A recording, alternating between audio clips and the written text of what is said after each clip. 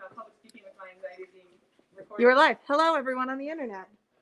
I don't think there's anyone on the internet, but it's not Millions of people. Get in now before we start making Literally jokes. dozens. No jokes are promised in this production. I'm so sorry. That was misleading. Hi, everybody. I'm Lillian from One More Page. Thank you all so much for being here. This is my first in-store event in a long time, so I'm a little rusty, but if you've seen me do introductions for any of our events, it's usually pretty rambling anyway. So you'll tell that I'm rusty. But I'm really excited for this. I'm so glad that we can finally celebrate one of Steven's books in person. As you probably know, he did write a book last year. It was a really big deal. It won the Nero Award. Right. To get my awards right correctly. And it was also a Lambda Literary Award finalist. Yeah, and your new book, which just came out today, was just mentioned as in the New York Times. Ever heard of it? As a best mystery novel of 2021. So I know. No pressure. I'm sure you don't feel at all overwhelmed by that. It's distracting. But other than an author, Steven, you've just been such an amazing supporter of One More Page, and also done so many other fantastic creative things over the years. You all know this, so I don't necessarily feel like I need to read the whole bio, but Steve is also has written plays, other exciting art things, and now I'm going back to my notes, guys. I couldn't do it. Steve's an award-winning playwright, journalist, and educator. As a journalist, he has spent much of the last 2 decades writing about the aftermath of the wars in Iraq and Afghanistan and the struggles of wounded veterans. His dramatic work has been widely produced across the United States. He makes his home in Washington, D.C. with his wife, young adult author Jessica Spotswood. Obviously, I have known since our store first opened, so I'm just so excited. I don't like to throw around the term power couple, but probably true is here. So, and in conversation with Steven tonight, we are going to have Helen Hayes Award nominee Rebecca Steves.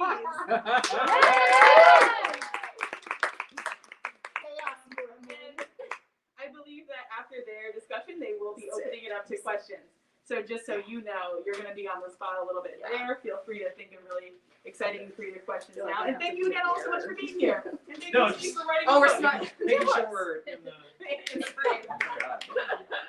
Alrighty. Hello, everyone. Thank you all so much for coming. I know a lot of you, and for those I don't know, I'm so happy that you were able to make it to One More Page.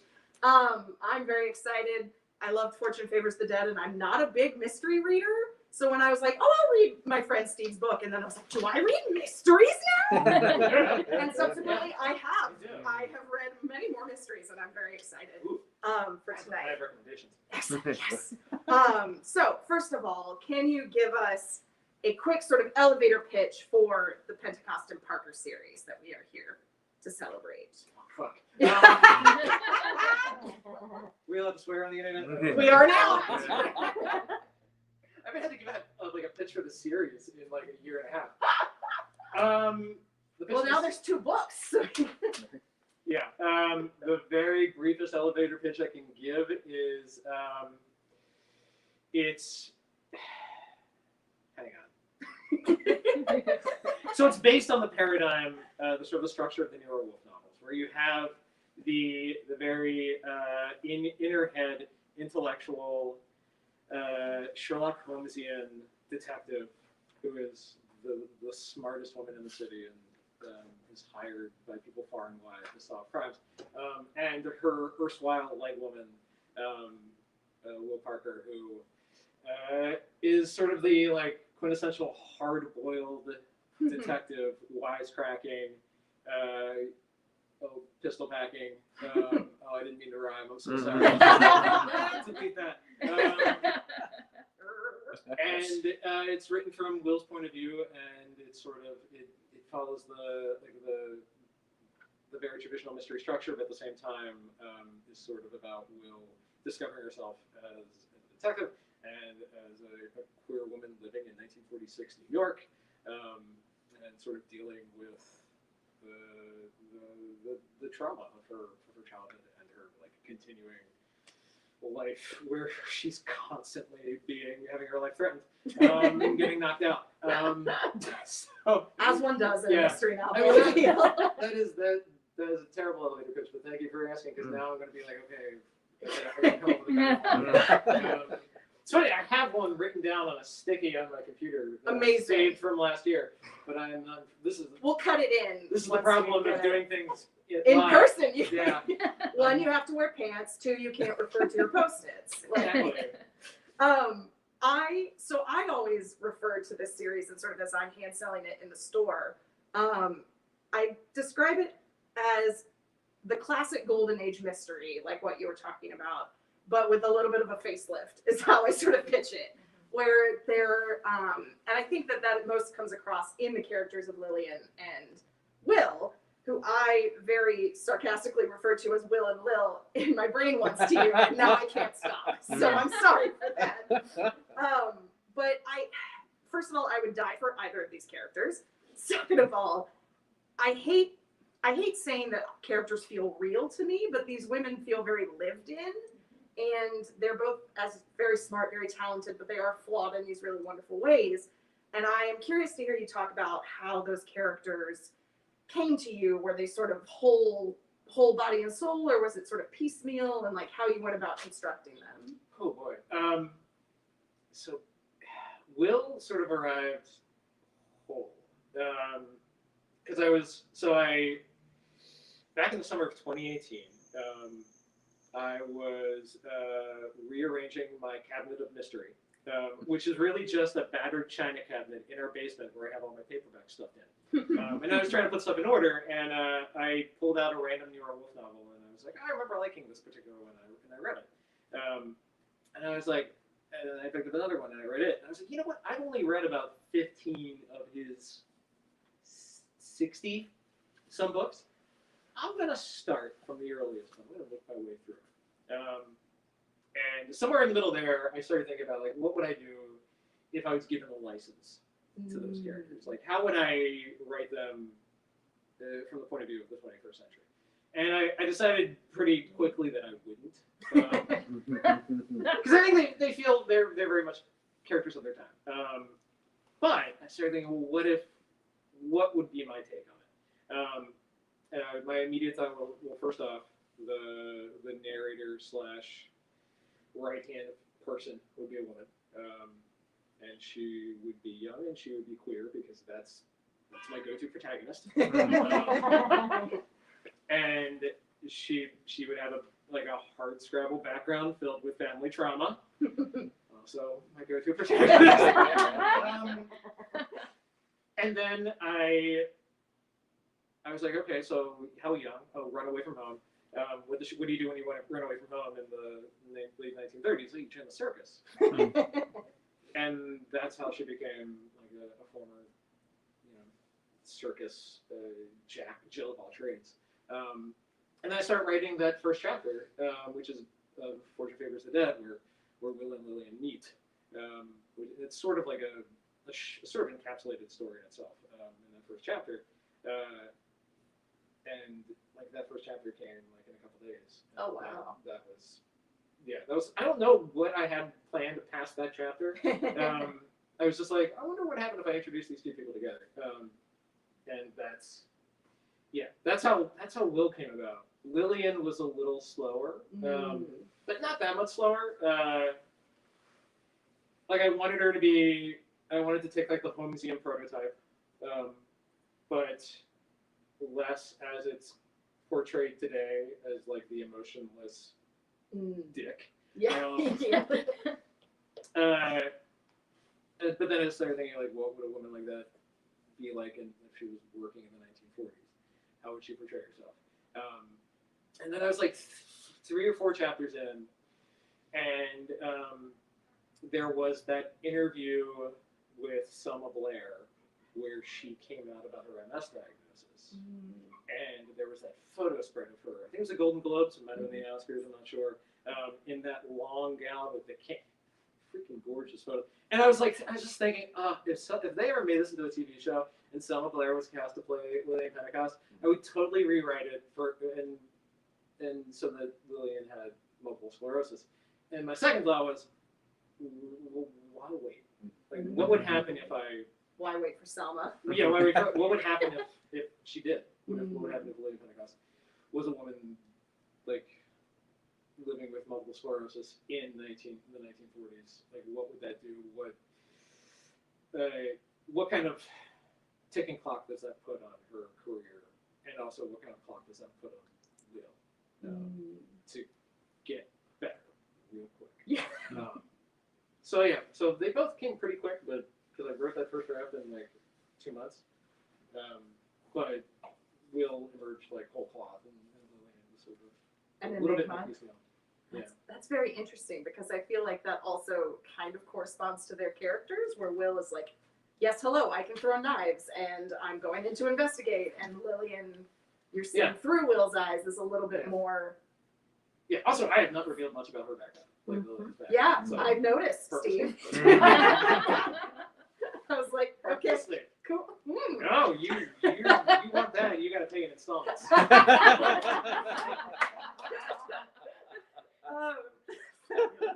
I also, because now apparently I read a lot of mysteries now, I am always in awe of how they get written.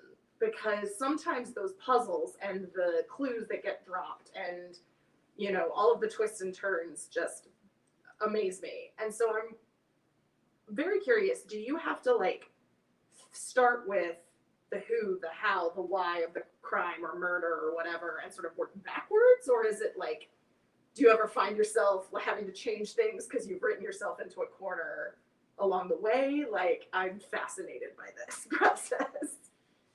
Yeah, me too. I don't know. I mean, all of those things. I've had to change stuff. I've like written myself into a corner and had to go back and revise. Like I have. Sometimes I've known who the murderer is, obviously, because I've been writing it that way, and then discovered that the reason that they kill, the reason for the crime is different, and that there's more complex reasons. And more interesting ones, and had to go back and like layer all that stuff in.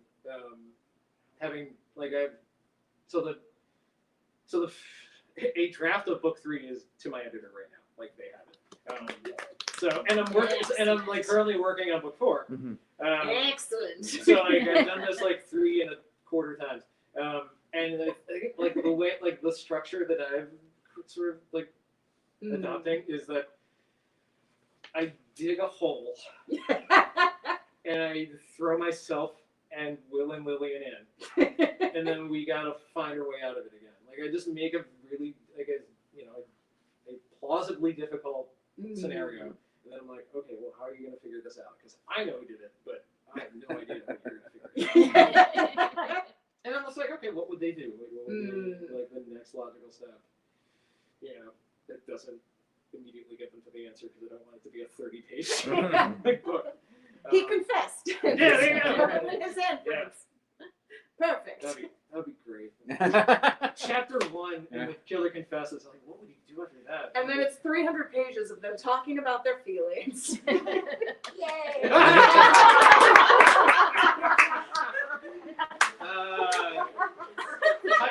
That's my wife cheering.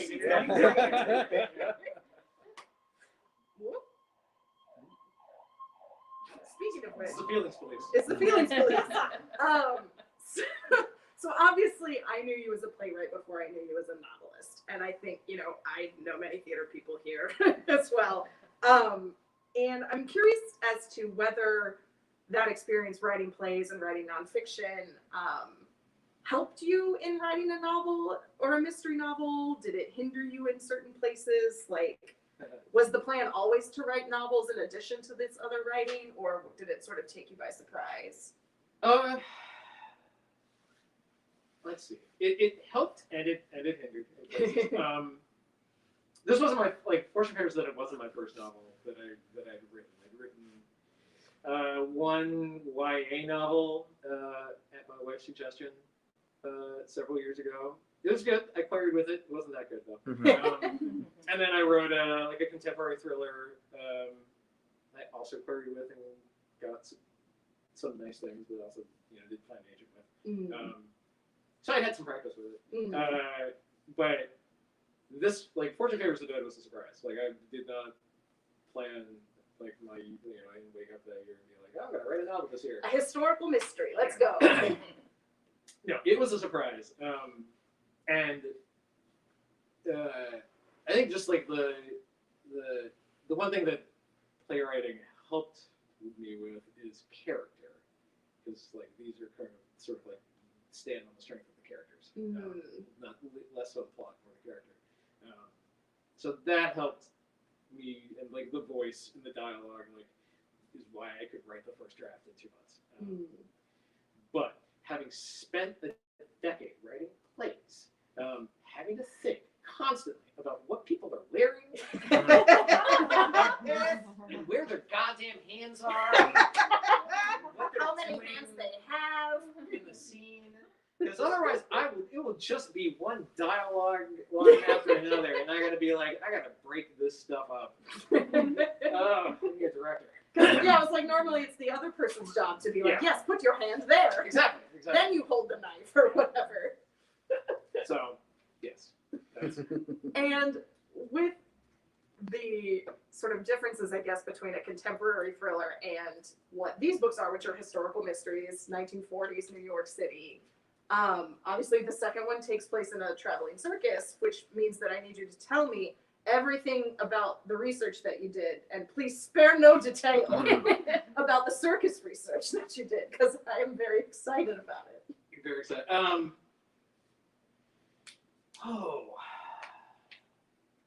You're gonna be disappointed about that. Listen, Google is an acceptable answer. No, there was a lot. Yeah, no, there was a lot of Google. And also just like circuses, haven't, like, the actual acts have not changed a lot. Like, I mean, the technology has changed, but like the acts themselves have not changed that much. And then just like going back and looking at Sideshow, like Sideshow, like, you know, used to have traveling circuses with Sideshow shows attached, and those sort of died off in like the late 30s, is like early 40s. Like this, I'm stretching it to have one. Like, I haven't traveling circus at all in 1946, although it is dying. Like a big plot point of it is dying. So like Google just had written a short story about a circus performer, and so we have some wonderful giant hardcover books with photos of circuses through the ages, so like tons of visual reference. And then the most important thing I did is that before, like in the early chapters, like before I started really writing anything, I sat down with Matt Pauley, who is for those on the internet, anyone else who does not know who he is, Matt is an actor. Gift. He's a gift of a human being. He is a DC-based performer who is a trained clown, among other things, and he was employed at a traveling circus for several years. So I just sat down and like picked his brain about like the circus culture, specifically circus culture, and how people, you know, in close quarters traveling with each other, how performers work, and sort of the lingo and that sort of thing. He was invaluable, and then like once I had like a draft that was fit for human eyes, he was one of the first people I wrangled as not a sensitivity reader, just a circus sensitivity reader. Like, Yeah. And I asked him, I was like, hey, if I got anything wrong, Like tell a me. quality Tell me assurance what I got wrong. Some of it I might fix. Some of it might just be wrong. Yeah, so Matt was probably the best researcher. It was certainly the most fun for me. Yeah. To Yeah. just like listen to him tell stories. From the circus. From the circus. Yeah. That's awesome. Because I feel like, I don't know, I find that a lot of mystery series or mystery formula media have a circus episode or book. Like Friday Fisher has a circus episode, and you know, again, I don't read a lot of mysteries, but I feel like there are more than that. But that's the one that's coming to my brain. And I wonder if it is that sort of insular kind of culture that you were talking about. It's the insular culture. It's like you just have a ton of fascinating characters who defy death or, throw knives, meet fire. Sharp things, like, yeah. It's a bunch of sexy, dangerous people. Like, Living in close and- quarters, yeah. Like, what a great what a great environment to throw a dead body in. Perform. I'm gonna throw my. Oops, sorry. Thank you. So as Lillian said earlier, Murder Under Her Skin did just win the Nero Award. Fortune Favors the Dead won the 2021 Nero Award, and the Murder Under Her Skin was in the New York Times Best Mysteries of 2021. Was what I meant to say, which is objectively amazing. The thing that I want to ask you about, however, is that at your Nero Awards ceremony, the reception, it appears that part of your acceptance speech was performing a Janis Joplin parody, which, according to a close reading of your wife's social media, contains the lyric, "I want to throw up." So please tell us everything. Okay. So. Did they make Baldacci sing? Oh, Baldacci wrote it. Oh, I see. That explains everything now. So the Nero Awards are hosted annually by by an organization called the Wolf Pack, which is the official Nero Wolf Literary Society. Amazing. They've been around since 1979, and every year they give out awards for like the best American mystery that carries on the tradition of Rextown, and also best novella. There's also a novella award, and every year they have like an awards dinner. And this year, Fortune Favors the Dead won the 2021, but they also have the recipients of the 2020 awards there. And David Baldacci won the 2020 award, so he was there. We were both at the same table. Everyone there is a huge Nero Wolf nerd. Like, they are just the most delightful weirdos. I count myself among their number. It's really a lovely group of people.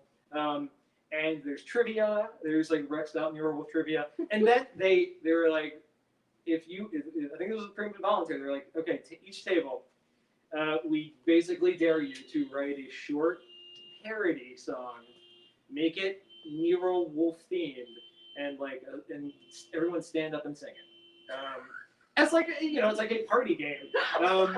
And my thought was, well, we're guests. We can just take a pass on this. We'll take a mulligan. But no, David Baldacci is like, no, I've got this. So he writes a parody song using Janis Joplin, and we all stand up and sing it to the room.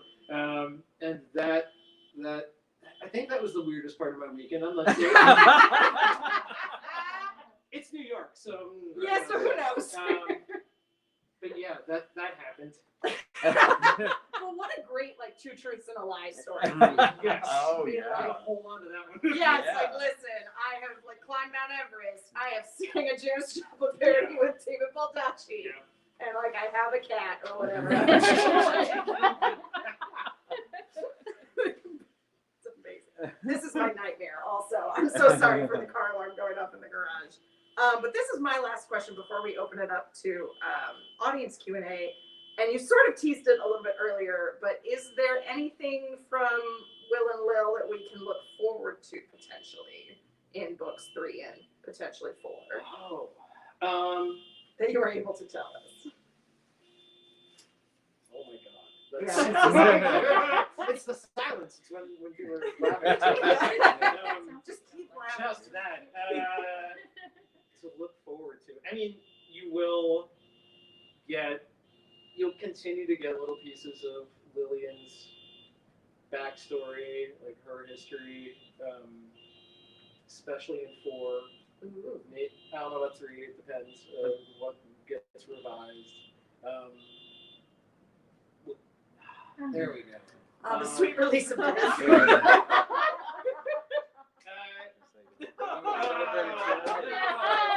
did it. This is always it's not my car alarm, but every time it goes on, I'm like, is it my car alarm? Yeah, I think without spoiling anything, I think book 3 is Will and Lillian tackle a serial killer. Oh. Yeah. I mean, you don't have to say anything else other than that. That's great. That's Yeah, you find that out in like the first 3 chapters. So Amazing. Yeah. Oh, that's so exciting. Oh, well, thank you for humoring me with my No, that's fine. questions. Do we have any audience questions? Yes. Yes, Okay, so there's another character in Fortune Favors the Dead that I was very excited about when we sort of got to her, and it was the one I messaged you about, Steve. I was wondering, at what point did you know you were going to throw her in as what she is? Can I be more specific? We're all friends here. Okay. Because I think I know what you're talking about. You make up leaks. Yeah. Well, I didn't want to spoil it for anybody. Wait. If you haven't read Fortune Favors the Oh, Dead, cover yeah. your Oh, ears. Yeah. Sorry, I had gotten another message from somebody else about a different character. Oh, yeah. And it was Mrs. Campbell. So the way you were phrasing that confused the crap out of me. Sorry. See, if it was just the people in this room, it'd be fine, but it's the internet too. Okay. And All I'm right. like, if you haven't read Fortune Favors the Dead, I can't talk about it. Okay. All right. That's fine. I'm covering the microphone. I'm sorry, internet. Wait, is it really covered? Yeah. I'm into it. Really. Bum, bum, ba-dum, Okay. bum, Because I bum, knew I ba-dum. wanted- I wanted a Moriarty. Yeah. And All right. Okay. Cool. Fantastic. Doodle-loo-loo-loo-loo-loo. It'll be like a Da Vinci Code. You have to uncover the clues. it's gonna be whole subreddits about that, like 5 seconds of silence. Yeah. Censorship. One more page. We should have just put it outside with the car lot. Right. Yeah. Any other questions? I mean, this is No, cool. You. The lady in the green sweater raised her hand. All right, I did. So one of the things that I've come up against in like writing is the dialogue. The dialogue thing. When you're in theater, you're so used to dialogue being everything you need, really, because the characters will come up with all of that. Did you find it challenging to delve into like their inner thoughts and inner life and get out of the dialogue? Because I sure am having trouble with that. At first, yes. Yeah. Like it's all so for these, it's all first person like narration. So it's like it's all in Will's head all the time. Mhm. So I just had to like, figure out the voice for her. I did early on neglect to have Will really like emotionally investigate how she feels about things, which was a note from Jess that I took, and it changed the course of like the books significantly. So yeah, I find it to be it's the most fun for me. Like now, it's like I get to be introspective, and it happens. It can like whole worlds can play out inside Will's head as she's thinking through scenarios, and it happens in like the course of a second in real time. Yeah. And that's the thing with like theater. I mean, it allows me if like we go highly theatrical, but usually. So yeah, I don't. Yeah, I don't know. I'm getting better at it. I think I found it difficult at first. It's just a matter of like finding a voice that is easy to write and hear. Thank you.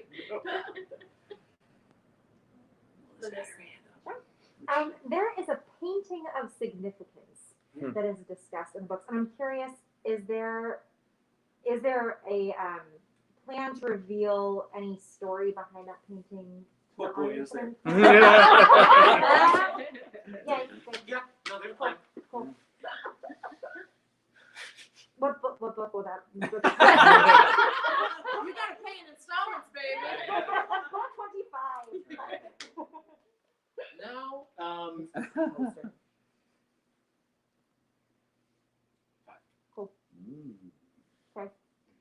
Call it a here. yeah, It's a culture. Called your own number. yeah, yeah. I've got the series planned out, like at least plot-wise and structurally for 6. That's awesome. Yes.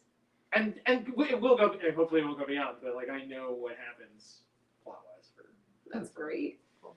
When you initially pitched it, had you just written the one and pitched it as a series, or did you say like, I have written this novel? I just said I have written this novel. Like I didn't pitch it to Doubleday. I queried the agents with it, and it's clearly open ended at the back, or there's a possibility for continuing adventures. And Doubleday, bought in on it with that in mind. Okay. I think they were like, yes, this is obviously a series. So yeah, so I didn't really have to pitch it. I just found an agent who will do it for me. Oh, Just great. Yeah. Yeah. It's Tom French's agent, right? Yeah. Any Other questions? I think yes, I will ask. Yes. Okay. What has been the most surprising thing for you in writing these books? Like, what has surprised even you as you've been creating these characters in this world? That's a great question. Yeah.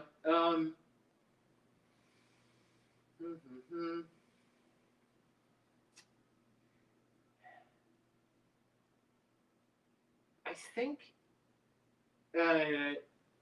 like when I started, not at very start, but like when I had the first like draft or two done, I realized that I had a sort of like an in thinking ahead of like the future books. I realized I had sort of a mission statement of taking of queering the narrative of the golden age of America, of taking like the post-World War II, late 40s, 50s stories would be given, and like just look at them from the point of view of the people for whom those stories were not written, and who were like wiped out of history for the better part of half a century.